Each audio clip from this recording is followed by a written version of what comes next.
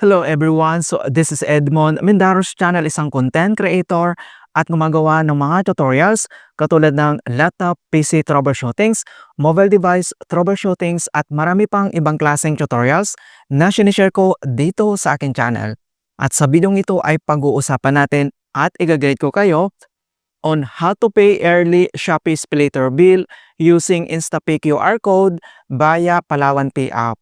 Yes, pwedeng-pwede na natin gamitin yung ating Palawan Pay app sa pagbayad ng ating SpeeDater bill dito lang sa ating Shopee account. Kung hindi mo kabisado kung paano gawin yan, then ang video ito ay makakatulong sa iyo as your guide. Kaya wag na natin patagalin at start na natin.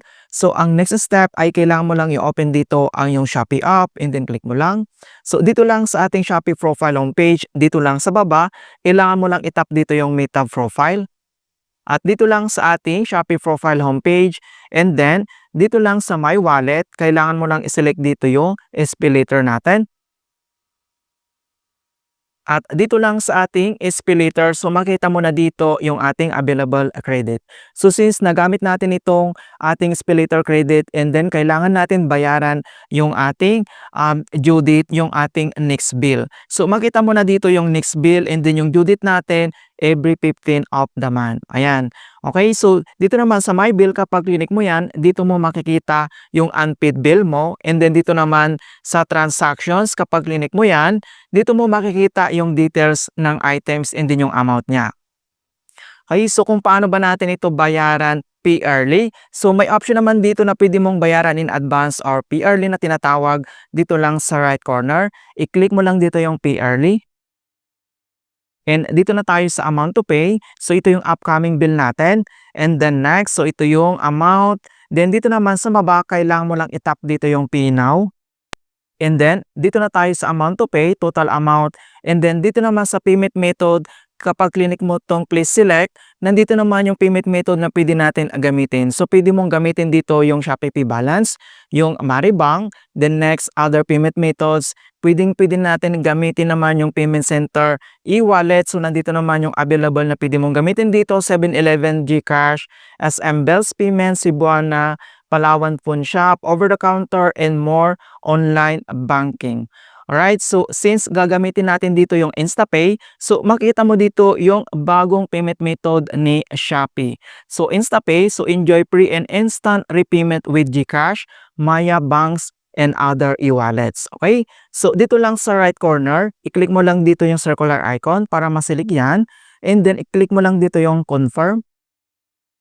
And then next, dito na tayo sa amount to pay. Yung payment method natin ay InstaPay. And then i-click mo lang dito yung pay in full. Okay? So dito na tayo sa next step. Dito na sa total payment, QR valid until mayroon itong expirations yung ating QR code. So kailangan mong bayaran na mga kaibigan. So nandito naman yung date. And then ito naman yung InstaPay. Kailangan mong i-save tong QR code. I-click mo lang dito yung save QR code. Ayan, or pwede naman itong screenshot mo. Ganun po yung options. Pwedeng save QR code or screenshot. So dito naman sa baba, makita mo naman dito yung kanyang instructions kung paano ito gamitin. So tap mo lang dito yung save QR code. Open mo lang yung e-wallet or mobile banking app on your device. Pay mo lang gamit yung QR code and then makita mo kaagad na successful yung payment. Okay? So kung paano ba natin gamitin ito sa ating Palawan Pay app and then back lang tayo. Open lang natin dito yung ating Palawan Pay app.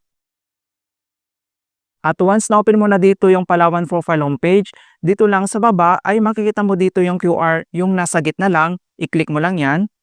And then dito naman sa scan QR code, so view my QR code or upload QR from gallery. So since nasave na natin yung ating QR code, i-click mo lang dito yung upload. And then i-select mo lang dito yung QR code na nasave natin. Ayan. Okay, so makita mo na dito na business name, ito yung name, yung SeaMoney Credit, transfer from, ayan, so ito yung main wallet natin mga kaibigan, enter beneficiary details. Andito naman yung amount na babayaran natin sa ating SpeeDater bill. So nandito na yung amount, applicable fee. So dito naman mga kaibigan, may mag-pop up dito ng notifications na anti-scam insurance. So option mo yan kung gusto mo itong enable, may bayad po itong 18 pesos. And ito siya. Kung gusto mo namang wag gamitin ito, i-toggle off mo lang yung kanyang button. Ayan, so All details nandito na at dito lang sa baba, kailangan mo lang i-tap dito yung next.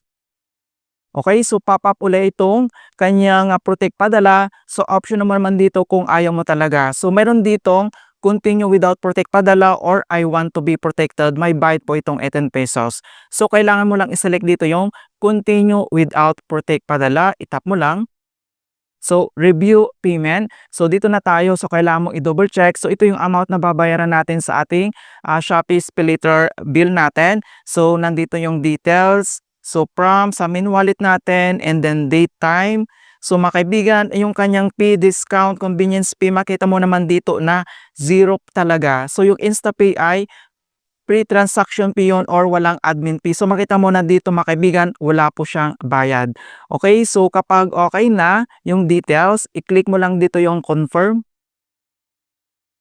And then kailangan lang natin i-enter dito yung ating biometric authentications para ma-authorize natin yung transactions.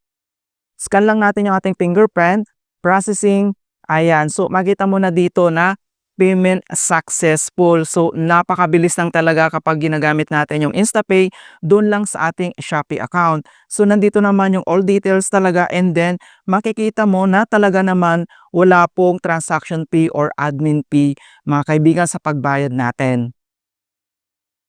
Para ma-confirm natin na talagang bayad na tayo sa ating SpeedLater credits, okay? So, punta lang natin yung ating, ito kanina yung payment natin dito sa ating Shopee app, i-click mo lang. Repayment result, ayan. So, makita mo na dito na repayment successful. Yung InstaPay yung ginamit natin and then yung Palawan Pay app natin.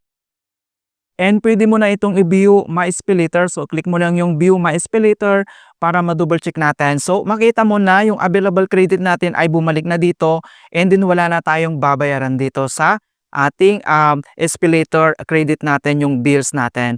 Alright, so ganun lang po kasimple kung paano tayo magbayad ng ating Shopee SpeedLater bill gamit lang yung ating Palawan Pay via yung ating InstaPay QR code. Napakadali lang gawin yan and sundan mga kaibigan. And hope na nakapagbigay ako ng konting kalaman at guide tungkol sa Shopee app tutorials. Thank you guys and see you in my next tutorials.